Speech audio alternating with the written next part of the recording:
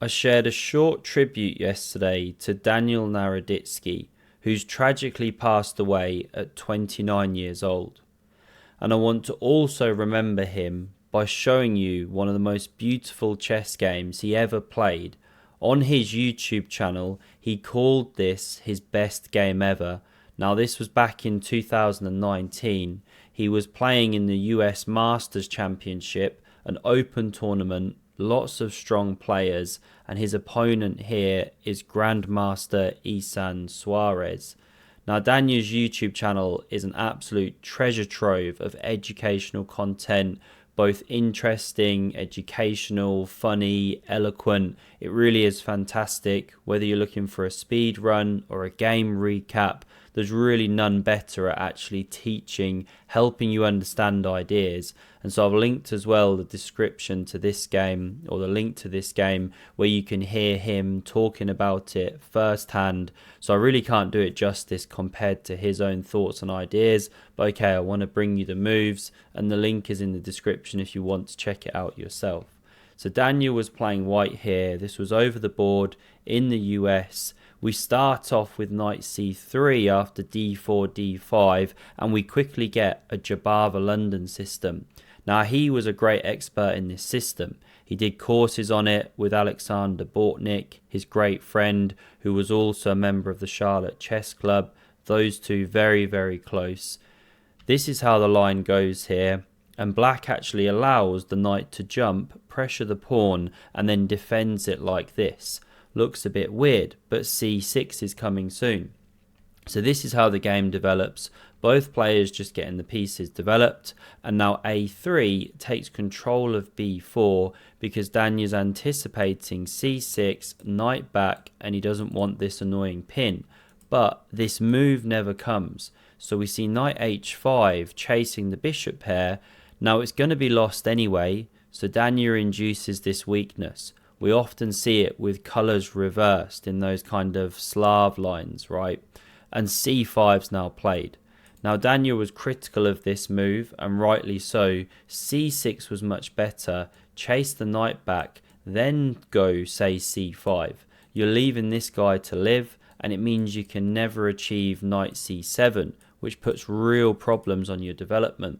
And the move that probably Isan didn't anticipate or underestimated is this incredible c4 pawn break, blowing up the center, saying, fine, if you want to start opening things up, that is better for my bishops and my king's safety than it is for yours. Equally, takes. Danya gives the line with pawn takes, and the black problems persist that you don't really want to be taking. You can even take with the knight and open the queen.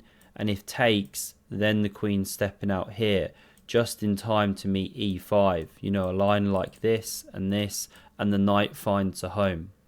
So there's different options here, but all of the center explosion favors white. So g6 was tried, you know, really ugly structure here, creating weakened squares. The idea is it blunts the bishop, but that isn't so hot. We now see takes. Pawn recaptures. Again, if you want to take, be my guest. Lovely. Way too much pressure to mean that the isolated queen's pawn really isn't an issue. So we saw this one trying to obviously re-enter the game here.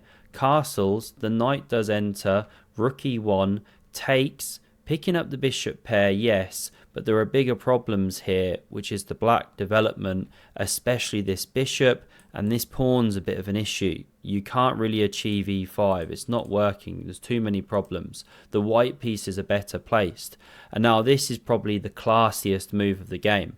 There's a lot of exceptional moves in this game. Brilliancies, 3 to come. But this is high class positional understanding. If you want to pause it, please do. So Danya plays knight c3. Now he's pressuring the center. This is really the point. Again, he's not worried about this. You give him this amazing bishop and diagonal. Therefore, this pressure's coming for free. Well, not for free. He's earned it. The black play was too slow. Now this bishop's remaneuvering. This was the point of rook f7. And now you want queen b3, but then you run into knight a5. So b4 first, takes the square, gains space.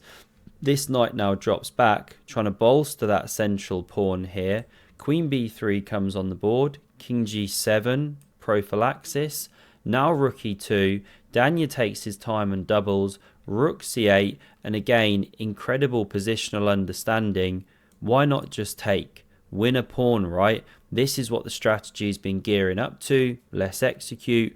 Well, now, black's got a couple of bishops, and you know, how much have you really got here in terms of long-term pressure? White's definitely better. You can even trade one of those bishops, but it's not the best of extra pawns. It is blockaded. It could drop. Black's got counterplay. This is still good for white, but Daniel wanted more. He could sense more, and that's why he plays the brilliant. Pawn c5, so taking the pressure off the centre suddenly. Now, if black had known what was coming, I'm so sure that g5 wouldn't have been played, weakening the f5 square here, because knight c6 is stronger. This was played, however, and Danya's got a move which just completely paralyses the black position. It's truly remarkable. You've maybe guessed, it's the crash through on e6 here. So you give an exchange, you get a pawn for the exchange as well, but more importantly, this is now perennially weak. The bishop could even bounce around and attack it, and this square is forever weak, and that one just gets better.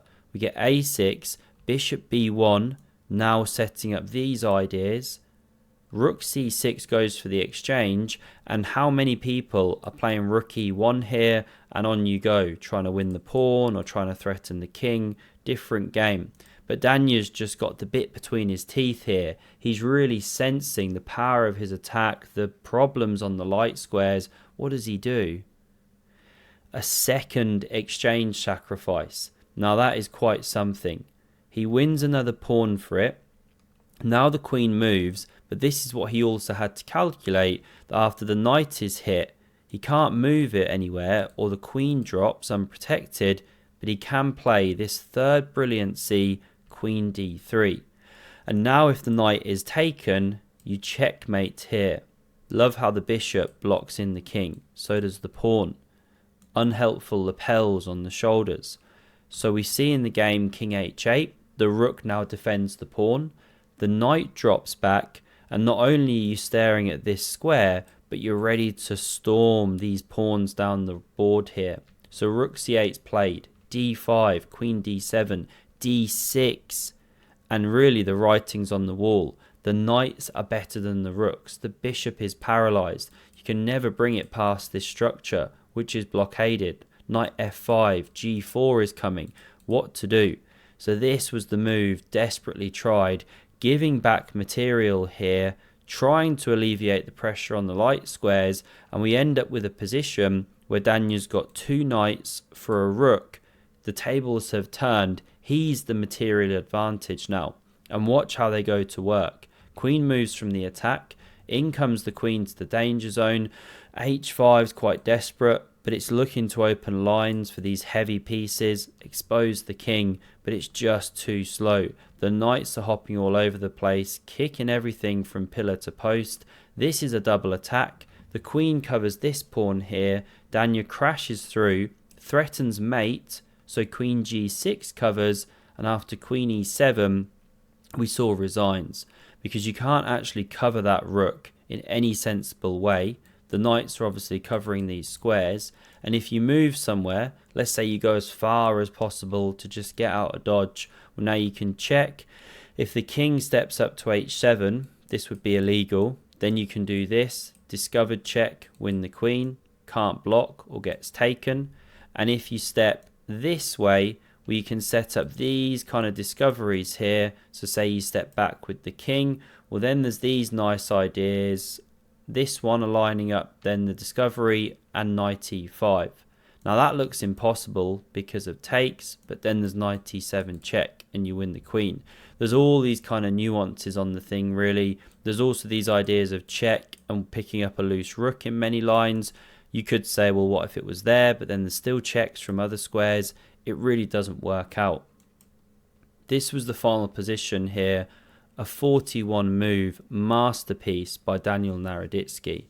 And if you want to see Danya's thoughts on this, there is the link in the description. I'll also link the video on screen. Thanks very much for watching and see you soon.